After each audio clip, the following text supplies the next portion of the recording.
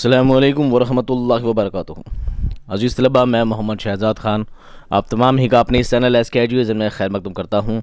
आप तमाम ही का तहे दिल से इस्तकबाल करता हूँ। उम्मीद करता हूँ आप तमाम ही खैर आफियत से होंगे और ये भी उम्मीद करता हूँ कि आप तमाम ही एग्ज़ाम की तैयारियों में जुटे हुए होंगे। प्यारे बच्चों, रैपिड रिवीजन की इस कड़ी में आज हम आपके लिए दूसरा सबक लेकर हाजिर हुए हैं और बहुत ही जल्द एग्ज़ाम से पहले पहले सारे चैप्टर्स बहुत स्पीडली कवर करेंगे, बहुत जल्दी कवर करेंगे और उनके साथ ग्रामर के भी जो टॉपिक हैं उनको भी वापस रिवीजन में लेंगे और जो ग्रामर के टॉपिक छूट गए हैं उनको भी साथ साथ कवर करते चलेंगे। आप बस वीडियो को लाइक करते रहिए, शेयर करते रहिए, अपने दोस्तों तक पहुंचाते रहिए ताकि मैं आपके लिए बेहतर से बेहतर वीडियो बनाता रहूं। ठीक है, आपका बहुत कीमती वक्त बिल्कुल ज़ाया नहीं करते हुए आते हैं सीधे सबक की जानिब। पहले हम सबक का खुलासा पढ़ेंगे, उसके बाद सबक के एक एक करके सवाल जवाब पढ़ेंगे। सबक का नाम है नया कानून। ये एक अफसाना है, सादत हसन मंटो ने से लिखा है। अफसाना में क्या होता है, बड़ी जल्दी देखिए। नया कानून किसका अफसाना है? सादत हसन मंटो का अफसाना है। अफसाने की कहानी उस दौर की अक्कासी है जब हिंदुस्तान पर अंग्रेज़ों की हुक्मरानी थी, यानी शासन था। कहानी का मरकज़ी किरदार मंगू है। मंगू एक कोचवान है जो पढ़ा लिखा बिल्कुल नहीं है, मगर उसके बावजूद वो अपने अड्डे पर सबसे अक्लमंद समझा जाता है। वो कभी स्कूल तक नहीं गया, मगर उस सब के बावजूद वो हर चीज़ का इल्म रखता है। दुनिया के अंदर क्या हो रहा है, मंगू को उसकी मालूमात है। मंगू के पास इस सब मालूमात का वाहिद ज़रिया उसकी सवारियां हैं, जिनकी मदद से उसकी मालूमात में इजाफा होता है, यानी बढ़ोतरी होती है। वो अड्डे पर अपना तांगा चलाता और सवारियों को एक जगह से दूसरी जगह पहुंचाया करता था। उस दुनिया के नित नए हालात की खबर होती थी और ये सब उसकी सवारियों की मदद से मालूम होता कि जब भी कोई सवारी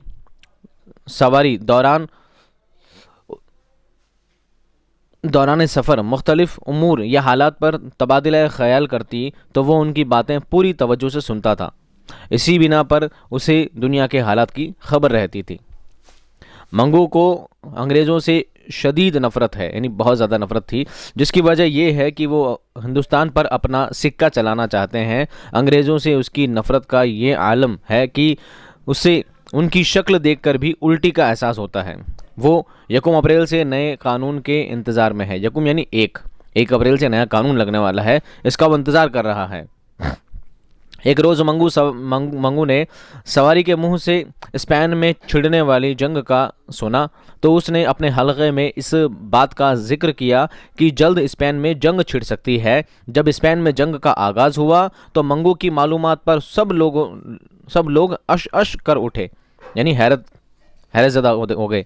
अब जब मंगू ने अपनी सवारियों के मुंह से 1 अप्रैल से नए कानून का सुना तो उसे लगा कि सब कुछ बदलने वाला है, मानो हिंदुस्तान में नया कानून लगने वाला है जो हमारे लिए फ़ायदेमंद साबित होगा। लेकिन ऐसा नहीं होता था, क्योंकि कानून अंग्रेज़ लगाते थे और अंग्रेज़ों का ही उसमें फ़ायदा हुआ करता, हिंदुस्तानियों को उसमें कोई फ़ायदा नहीं होता था।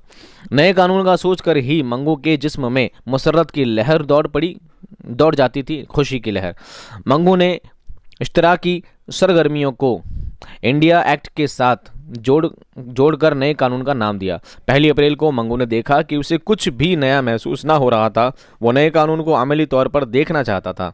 मंगू तबान जल्दबाज था। वो नए कानून के इंतज़ार में इतना बेकरार था कि एक अंग्रेज़ सवारी को देखते ही उसके दिल में नफ़रत के जज्बात उमड़ आए। उसने उस अंग्रेज़ पर घूंसों जूतों की बरसात कर दी। आखिर में मंगू को पुलिस पकड़ कर ले गई, मगर वो मुसलसल नया कानून पुकार रहा था। यूं मंटो ने मंगू के ज़रिए सही तौर पर हिंदुस्तानियों के दिलों में अंग्रेज़ों के लिए नफ़रत के जज्बात को दिखाया है कि एक रिक्शे वाला, तांगे वाला भी अंग्रेज़ों से कितनी नफ़रत करता है, तो ऐसी नफ़रत हमें भी अंग्रेज़ों से रखनी चाहिए, तभी हमारा मुल्क आज़ाद हो पाएगा। ये उस ज़माने के हिसाब से लिखा गया है। ठीक है, आते हैं हम जल्दी इसके सवालात देखते हैं, जवाबात देखते हैं कि किस तरह के सवालात इस सबक से बन सकते हैं। वही सवालात जो आपसे पूछे जाते हैं, इन्हीं सवालों को तोड़ मरोड़ कर, घुमा फिरा कर, 2 छोटे सवालों को बड़ा बनाकर या एक बड़े सवाल को 2 छोटे सवालों में तब्दील करके ही आपसे पूछा जाता है।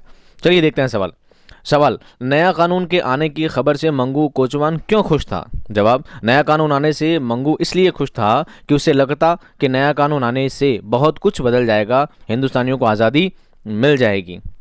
दूसरा सवाल देखिए। अफसाना नया कानून का मरकज़ी किरदार मंगू पर अपने इजहार ख्याल बयान कीजिए।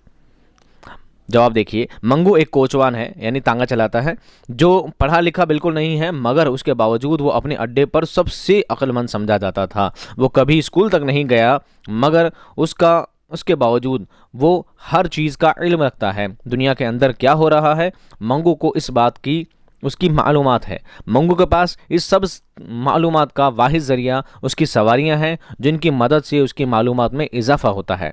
मंगू को अंग्रेज़ों से शदीद नफ़रत है, जिसकी वजह यह है कि वो हिंदुस्तान पर अपना सिक्का चलाना चाहते हैं। अंग्रेज़ों से उसकी नफ़रत का ये आलम है कि उसे उनकी शक्ल देख कर भी उल्टी का एहसास होता है। वो 1 अप्रैल से नए कानून के इंतज़ार में है और इसी रिलेटेड पूरा सबक लिखा गया है। ठीक है, अगला सवाल देखिए, मंगू कोचवान अंग्रेज़ों से क्यों नफरत करता है? जवाब, मंगू कोचवान की अंग्रेज़ों से नफरत थी, जिसकी वजह वो ये बताता था कि अंग्रेज़ हिंदुस्तान पर अपना सिक्का चला रहे हैं और वो हम पर तरह तरह के जुल्म ढाते हैं। छावनी के गोरे उसे बहुत सताया करते थे। वो उसके साथ ऐसा सलूक करते थे कि जैसा वो जलील कुत्ता हो।